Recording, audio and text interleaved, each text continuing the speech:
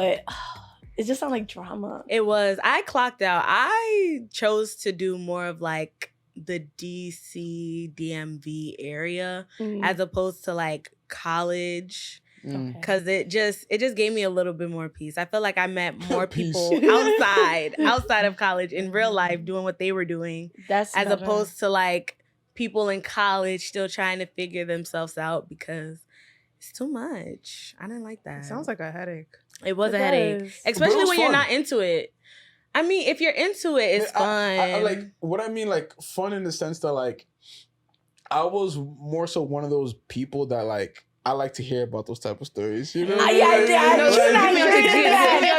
the boys went out to eat at that one friend house and be eating and just gossiping. I'm not gonna lie to you. Do you know how people like, women talks amongst each other and stuff? It's the men. The guys. Oh, the guys talk. Bro, their mouth will be running like water. I mean, I'm be telling you, 4 or 5 a.m.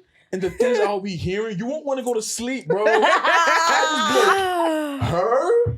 Back at this building? Oh my God. Not back at the building. You know what's so funny? That's the reason I stayed away from Nigerian men for so long. I swear to God, I probably didn't talk to more than like 2 Nigerian men in the New York area because there's no way you're going to be putting mukri in your gossip. There's no way. Oh, it starts with one. Yeah, but the thing is like some of these women actually want to be the topic of. Hell no. Don't make me the topic. Let me not go into that because some of them like, they're like, oh, like, really? Like, y'all was talking about me? That's what I'm saying. Pick your piece. And then some of these girls would be like, so like, did so get angry when he was talking? Oh my gosh. They like the attention. What?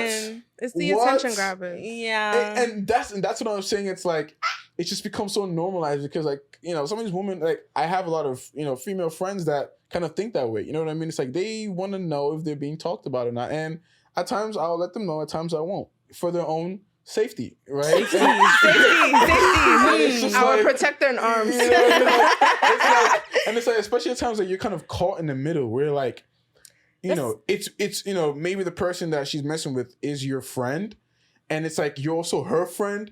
So it's like, you don't want to pick, you know, I mean, especially when things have a fallen out. You don't want to be in a situation. I didn't even try. Nope. It gets really, really entertaining. But it can also be a little, you know, mentally tasking. Yeah. You know what I mean? But I think it's just part of the experience. It's one of those things where it's like... It's he was down for the ride. Yeah, but I feel like I knew that was what I was probably going to get with going to an HBCU. And I just wanted to be able to live, to be able to talk about it. Because I'm going to interact with other people anyways. I'm going to have, you know, those, you know, like you can't escape certain people. You know, like the... Right. You know what I mean? Like, you know what I mean? Like, you can't really escape it. But like, being in that type of environment for 4 years, I will not lie. Not only was it, you know, like I said, mentally tasking at times and entertaining, but I learned so much about myself. Like the person that I was starting freshman year and leaving is 2 completely different people. As it should be. Growth it's not even it's close. supposed to happen. That's what college is for. It's not even close. And it's just like, at times I had to put myself in a situation where I was uncomfortable, where I was rather in my comfort zone and I had to kind of come out of it, right? And I'm a pretty social person. I'm an extroverted person by nature, but, you know, I wanted to be able to use that extroverted, you know, kind of personality to benefit something, to benefit people, to benefit myself, right? So something that I did, I took part in a lot of organizations, especially the African Student Association. That was something that was very dear to my heart in college because those are the people that first found me. Those people that made me feel like home.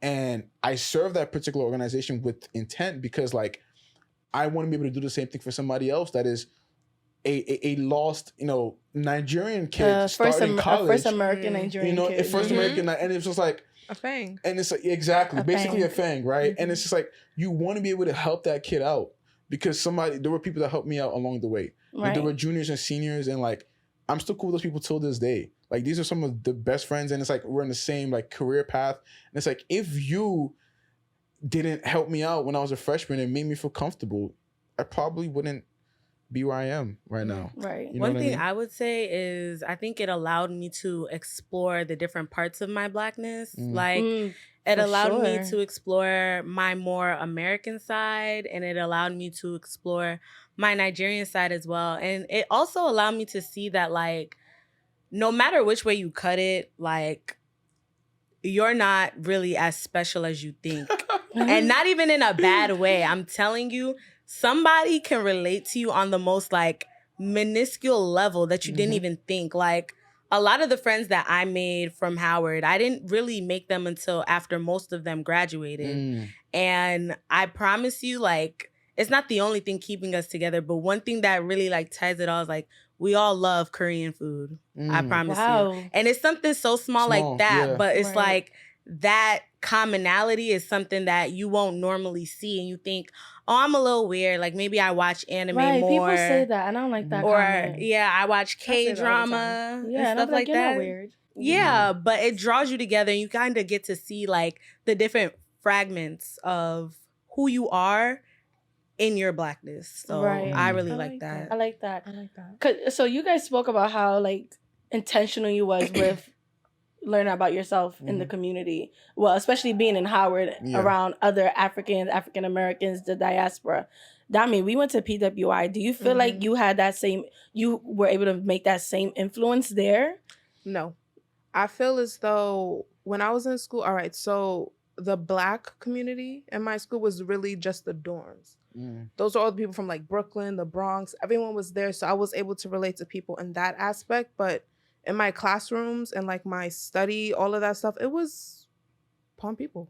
That's what it was. So, like, I felt as though I was still trying to figure out myself out. And so I didn't really know where I fit in. I even tried joining the African organization on my campus, but I was just so nervous. So, like, I felt so out of place. I didn't follow through with it. So I just never really found my own footing within my school.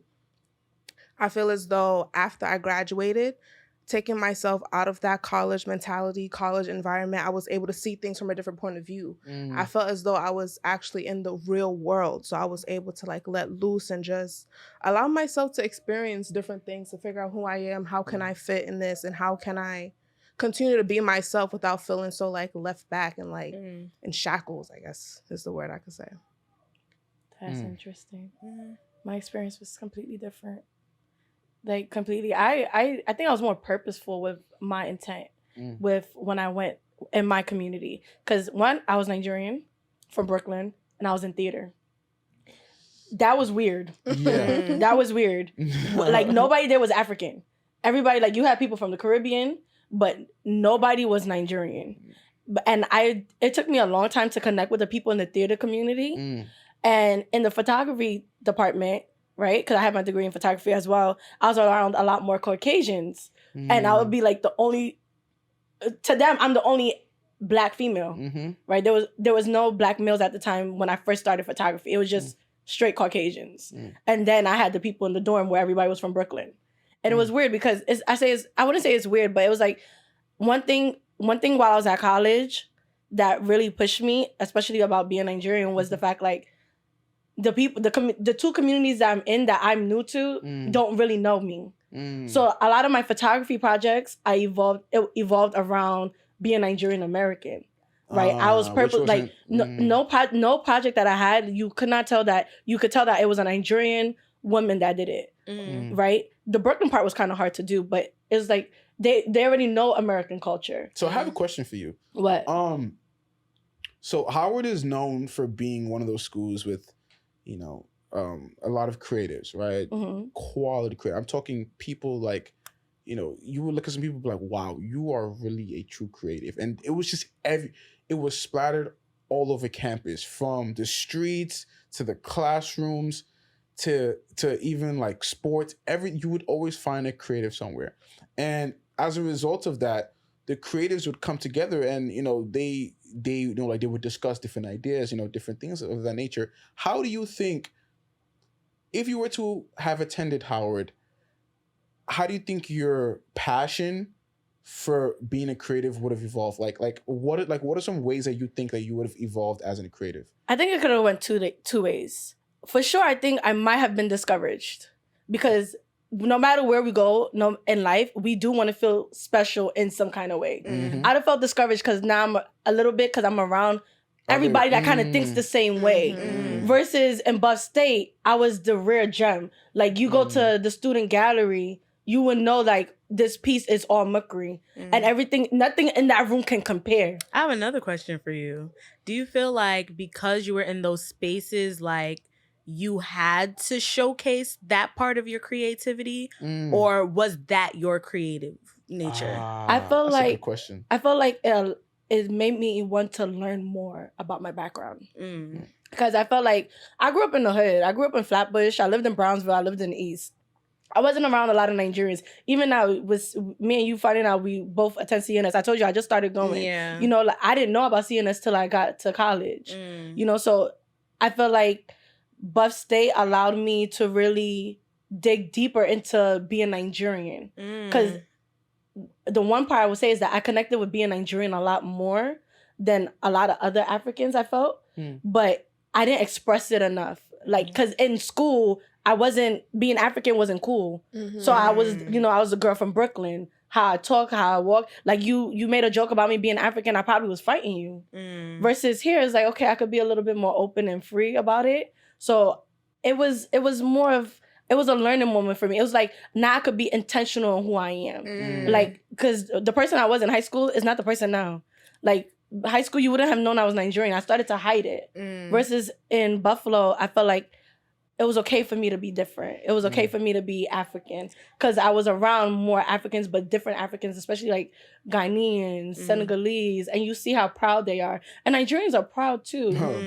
We're proud. But in Buff State, there's not a lot of Nigerians. You know, I agree with what you said. Like, even back when we were younger, I've had like the jokes about being African, you know, made fun of me, all of that stuff. So even while I was in school, I never really, most people didn't know I was Nigerian. Like I said, people knew me as Rebecca. Who's Dami? Who's that? Yeah. Who the fuck is that? And even with going to high school was the same way. I wasn't really expressing my Nigerian side. And when I got to college, it was kind of the same thing. I still wasn't expressing like who I am. Like, this is part of me. This is a part of my roots. It wasn't until, honestly, now, this area in my life, I feel as though I can connect more with my roots. Right, and everybody would accept it. There's no, everyone it's not bad. It's not bad, but back then it was like, it was bad. People didn't want to speak with you. It was like, you had to code switch, you know, basically to fit in and find your own friend group. Let me tell you, I was really proud to be Nigerian when I was in school, like in middle school, high school, right? And the one traumatic experience that really set it off for me, you know, I think it's Ilea, right? In the Islam religion, right? We were doing it at home in Nigeria, and it was like the summer and stuff. So, you know, they're killing the goat. I remember this story. And everything. And then I posted on Facebook. Mind you, I'm proud. You know, I'm proud. I'm like, this is us. This is part of our upbringing. This is our tradition. This is our religion. Like, so I posted on Facebook. Like I said, I was really proud. I get to school, it's the goat killer. Goat killer? Bruh. Goat killer. That's is crazy. Goat killer. I meant, like, that shit traumatized me and so bad. I never will post anything about being Nigerian again. See, for me, it was kind of the opposite. For me, it was more so that, like, from looks, most people didn't assume that I was Nigerian. So I made, like, an active effort to, like, make sure it was known that I'm Nigerian. Because before I'm Black, I'm Nigerian. That's how I was raised.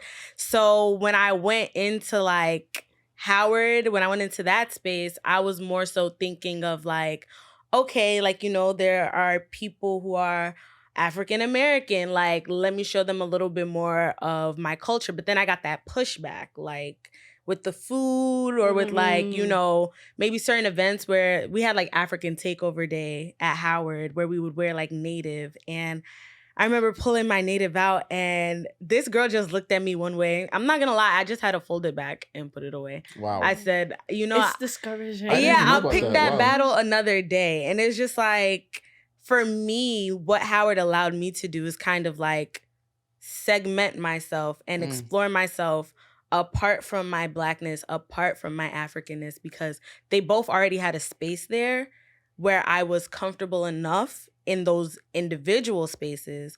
But who I am, like, when you take all of that away, I was able to explore that. So I definitely feel like I found out more about my personality, more about who I am without having to showcase, oh, I'm Black or oh, I'm Nigerian. Mm-hmm. I would definitely say that, showcasing your personality, because I feel like now I've been the most free I've ever been in my life. I love that for you. I love it. I think, and I really wish that for everybody. There's just something where you're allowed to be who you are entirely as a whole while having to separate it. Like code switching, I'm not a big fan of it. The way I talk to my clients at the nail salon is the same way I talk to y'all. I don't change it for nobody. Sometimes my accent come out, sometimes it doesn't. I really try not to switch it. I really just try to be who I am all the time, because it's relieving. You'll feel happier. I'm telling you. A lot less stressful. A lot less stressful. You don't have to think too hard.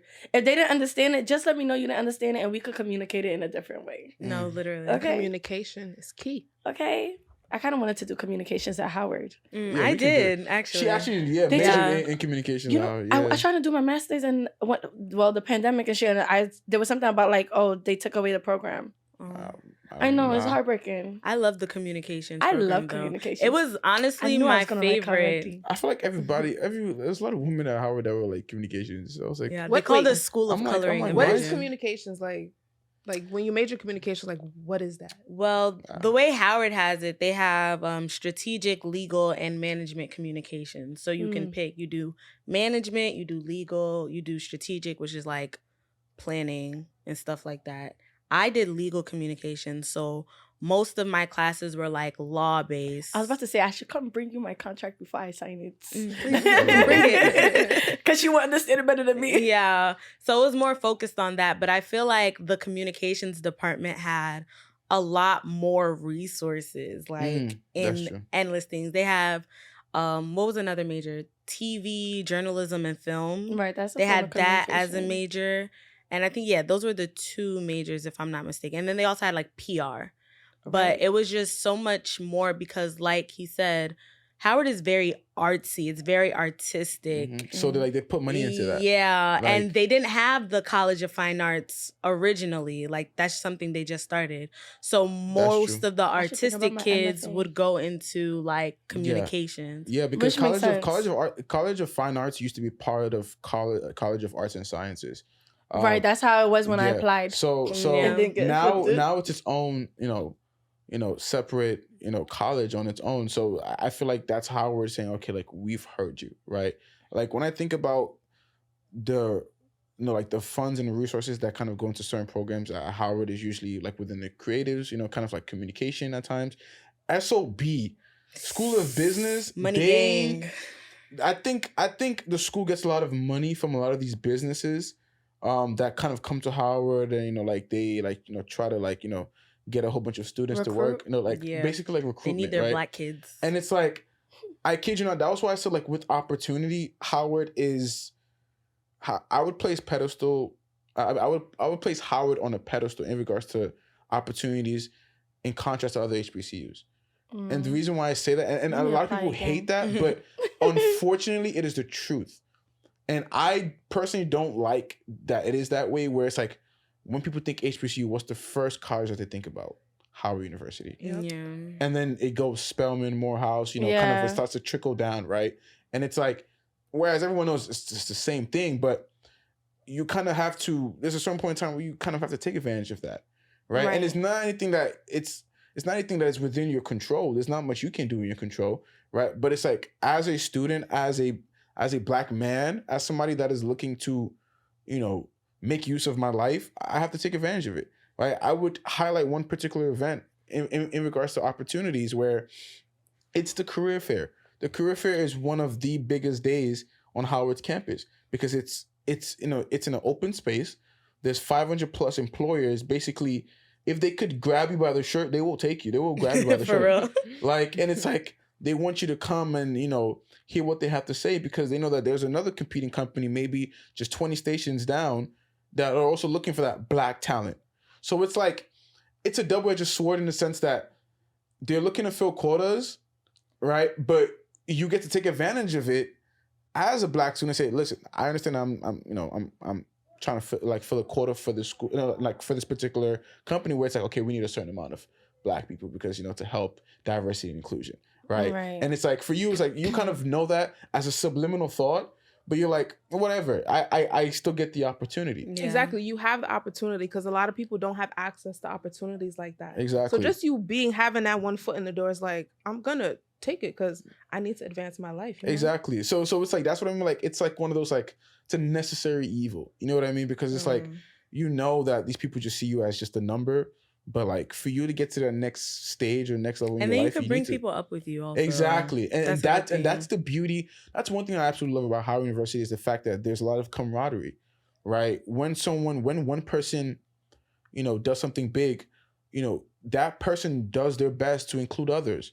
Tell them about that same internship. Tell them about that same opportunity that you had. You know, I say bus they didn't have that. Exactly. And it's like, for some people, you know, that's how, as a group, they're able to kind of rise. Yeah. But I think we could be that as people while having to attend an HBCU. You think, that's the thing. in theory. I know, because that's how I am. I know, like, I try to, like, bring people up with me no matter where I'm going. It depends on, like, if I know you personally and what you're trying to get into in life. Exactly. I will speak your name in certain rooms. But you have to think, like, in Howard, it's a lot less like scarcity, because that's where the companies are coming. So you might not get one company, but the next company may be looking at you. Exactly. In other places, it may be 3 companies coming, versus and you're trying. 500. Yeah, you're trying for all 3. So they're not going to be as willing to be like, oh yeah, this doesn't work for me, but here's the next person I think will be a good fit. Exactly. And that's what I kind of mean by like, it's a great place for opportunity. Like, I will give the example of, you know, for me, that I want to pursue a particular career, right? I have the ability to literally hit up somebody that has been part of a particular internship, or maybe I saw an image, you were part of this particular internship. I'll be like, hey, like, I saw that you did this. Would you mind telling me how you got it? Network goes and crazy. The networking is insane. They will stop everything. This is a good amount of people at Howard. There's obviously the other side where they want to compete with you, but the good people, the people that are, you know, are actually human beings, in my opinion. Those particular people, they will drop everything they're doing and say, okay, call me at 6 p.m. Yeah, talk to this person. Look up this. Read this. Do that. You know what I mean? I need to go to Howard. I'm gonna apply again for my MFA. Like, do this, do that. And get back to me. Yeah. And then they'll stay in touch with you. And the next thing you know, you have an internship. They're helping you with the interview process. They're helping you write the mock essays, all of that. Like, wow, PWI like, did not have that. You know what I mean? And it's like, it's one of those things where I'm like, okay, these are one of the positive things that I can take away from the school. Because till this day, I still rely on a lot of those connections. Perfect. And because my network is a lot more expansive now, I get to do that for somebody else. Who didn't even I have to a lot of people that are currently at Howard that reach out to me. Like hey, that. You know, you're working here, you're working there. Is there something you can do? Can you take a look at my resume? Absolutely. You know, because someone did the same thing for me. So it's like, you want to do what others have done for you in that particular regard, and it's just spread around all over the school. Because at times you will be in classroom and you don't know if you're sitting next to the next, you don't know if you're sitting next to probably Forbes' next like young billionaire. You have no idea. So it's like, you would want to be in that environment, and you would want to take advantage of that network. If there's anybody that says, hey, like, you know, could you put me in contact with this or like put me in contact with someone in this area? I can literally go through my list of contacts and be like, yeah, I know somebody in PR. Oh, yeah, I know somebody that's in medicine. Oh, you said dentistry? Oh, yeah, I know this person. We had class together. You know what I mean? Oh, yeah, you want to be a lawyer? Oh, yeah, I have a friend that helps out with, you know, writing personal statements. You know what I mean? Yeah. Like, but I feel like Howard kind of builds that, like, from and you guys from take it and bring it back to your community. Oh, for a fact. I love that. Absolutely. I think that's the missing piece is the fact that because you've gotten this experience, what are you going to do with it? Yeah. You know what I mean? For me, I'm someone that I try to pride myself on helping people out. Anyone that knows me knows that I will do my best to help people out. Oh, that 9-job pride. And it's just like, it's not just because I want to, it's not for gratification, self-gratification, because I can get that in different ways. You know what I mean? Pause. That sounds crazy.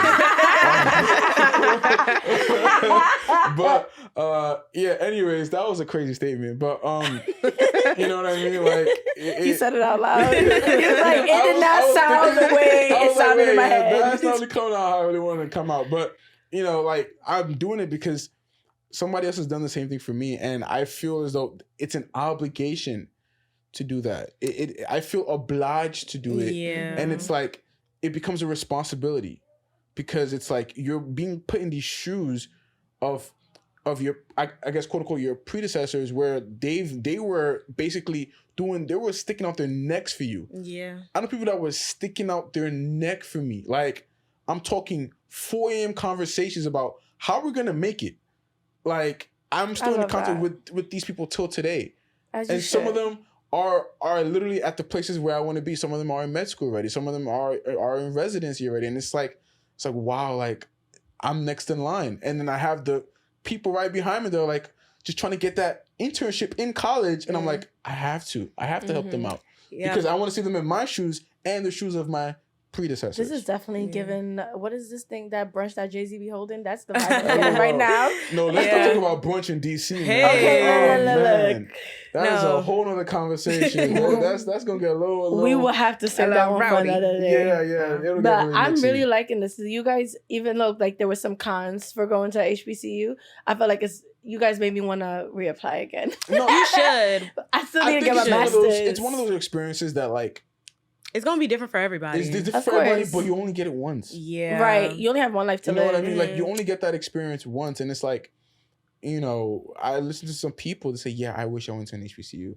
I listen to some other people that say, yeah, I'm glad I didn't go to HBCU. For some people that went to HBCU, they say, I wish I didn't go to an HBCU. So it's different perspectives, but it's more so, what are you doing to make that experience yours? Yeah, that's one thing I definitely had to take in. Like, what are you doing to personalize this experience? Because I always tell people, like, you know, like, opinions, everyone has an opinion. You know what I mean? Like, if I was telling Sammy on the way here, like, everyone has an opinion. And when you think about the fact that there's this one Nigerian parent that thinks that their opinion is right, over everyone else's. The 5.4 billion people that think that their opinions are right as well. So now you think your opinion is the one that is right, quote unquote, and right and wrong is already subjective. So you think your opinion is like, you know what I mean? Like, it's madness. It's you know what I mean? Madness. It's pure madness. So when you kind of put that into a perspective of like making choices because of other people's experiences, you're only doing yourself harm. I think that's weird. Exactly. I think that's weird. I make my choices based off what experience do I want to have. Because if the time goes and I didn't make it, I missed it. Yeah. Like, you know the term, you miss every shot you don't take. Literally, if it's not gonna kill me, I'm taking it. Okay, I am gonna go to HBCU. I really do. If I get my master's, just know it's gonna be an HBCU. I want both experiences. I did PWI already. Yeah. I want to do. I'm gonna do it. I think I know before I said I was discouraged, but again, it's just a whole new community. So I'm gonna, you know me, I can't be. I'm confident. I'm gonna find some way to feel special some way because I'm a little delusional. I feel like the way I took my experience was a little bit different because I didn't feel as much community in the side Howard. So I did a big chunk and portion of my work making that community outside. And especially coming from like, I'm from Queens and Queens is very diverse, but like. And mixy.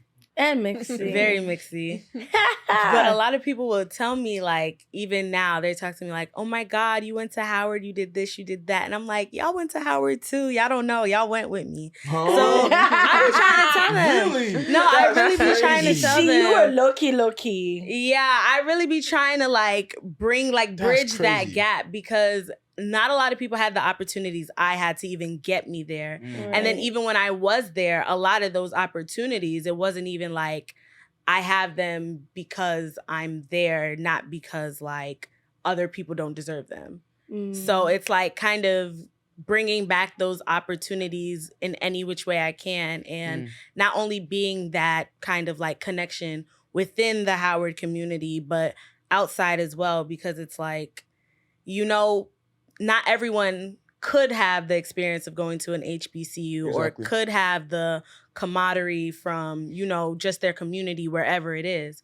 So I like to like, you know, bring that in and talk to other people and kind of just make sure that like, no matter where you were, PWI, HBCU, community college, like If there's an opportunity that I think you would do great in, I'm going to give you that hand. And I'm going to let you know, like, you could thrive here and you can do this here. Because I feel like one thing Howard really did allow me to build is like my confidence in myself, in my craft, in whatever I'm doing. Because when you take away things like, you know, your skin color, your race, and you're really down to like who you are as a person. How you work, your work ethic, the type of pride you have in the things you do, you get to realize like, okay, actually I'm overqualified. I shouldn't be here. Like this, what you're asking me to do is actually an insult because I could do this with my eyes closed walking backwards. And if I could do that, then imagine the people who think that, oh, I'd never get the chance. This is too hard. Like, no.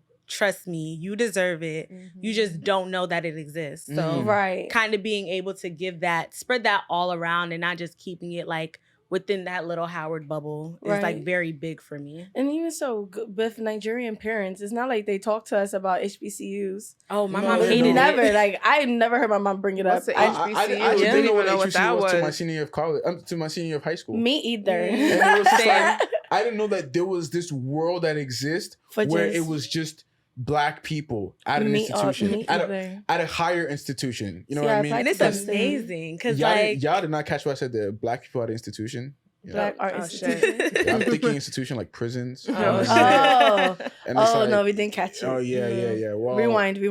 Yeah. But think about that. I was not going to say that again. I can't lie to you. It was one of those things that's like, that's crazy. We learned a lot about Howard.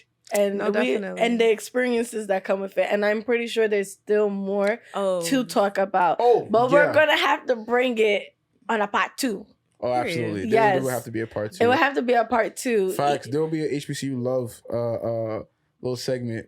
HBCU love. Because the juicy details. I feel like Mukri would get HBCU love experience. I feel like you would. So I sure would.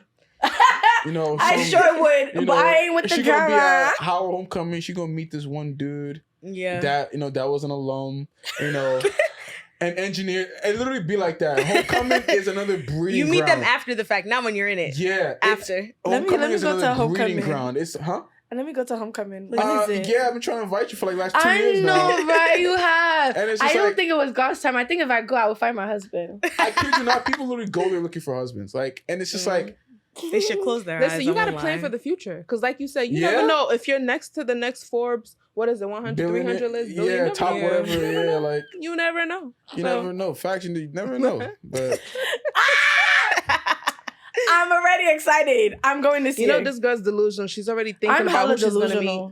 And I'm okay with that. Yeah, I know when to step into reality. But I love being in my delusional. My delusion makes me happy. It does. Okay. And that's okay. That's okay. And then I know when to step into reality. But I'd rather not wear that shoe. You think so? It's very bleak, Yeah, it's no fun. That's fair. Delusional is more fun. You just gotta see it. Nobody else gotta see it. Just you. Just you. Yo, I be saying, I be like, I wish there's something. I be texting Dami some screenshots, and I be like, oh look at us, No, that ass. Just your own worlds, your own imagination. No, because like think about it. When you were younger, imagine you had fun with your imagination. You had fun with your playing imagination. with your dolls, playing with your trucks and shit. You made up little scenarios. The difference is now, like, it's a little bit more in your hand. Like, you could be delusional, but the difference between delusion and reality is your actions. Like, trust me, I'll be speaking it. I'll be praying for it too. And I think that's a very dangerous line because at times, if you don't know how to walk it, because you could be in your delusion, you can put me on a tightrope, and you will literally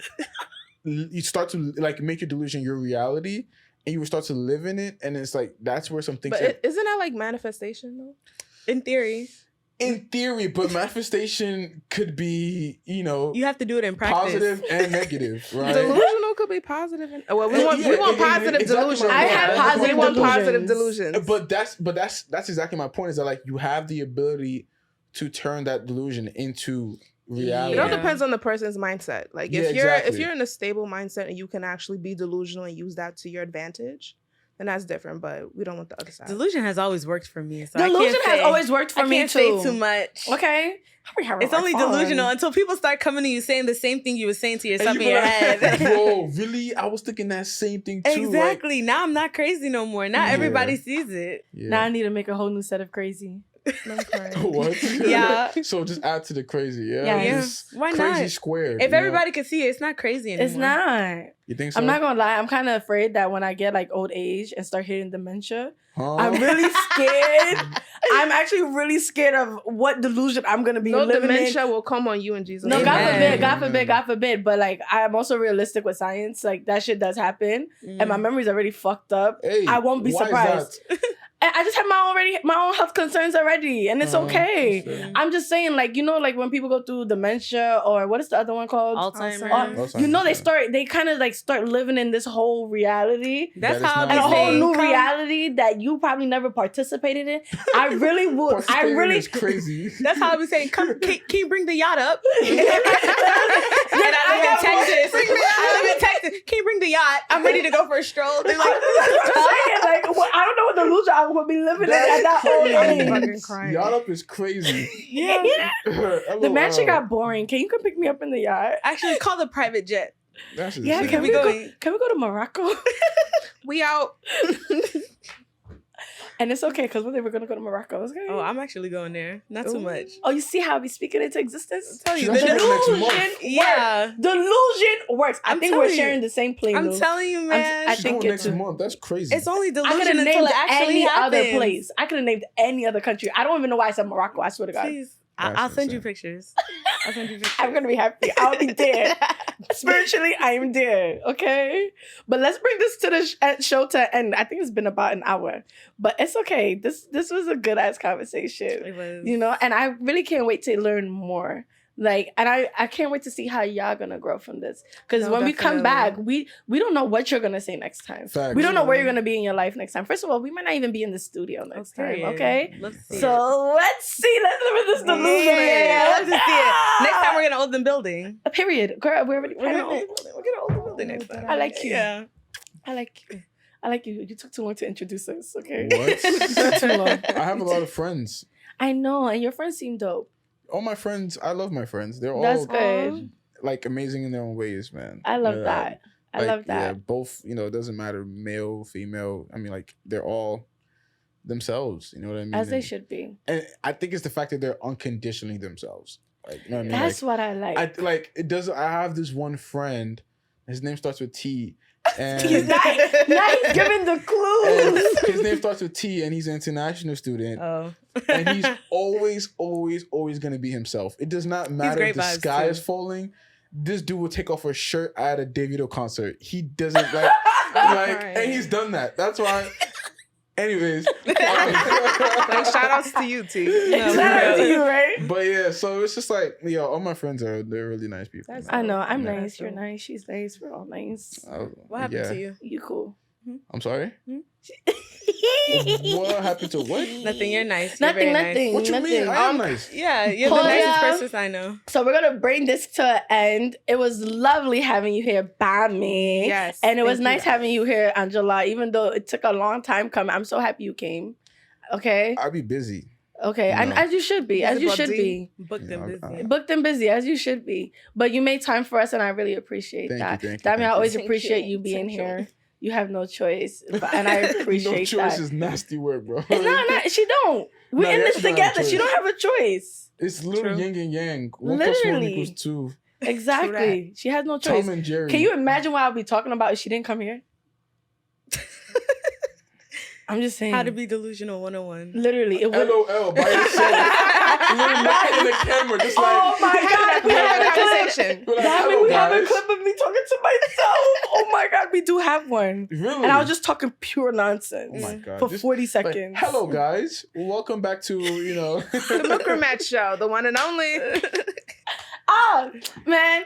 I appreciate you guys being here. First American Nigerian generation. I be all of us. Of course. Oh shit! It's a FANG. This is a FANG for real. It's fangs. You're a FANG.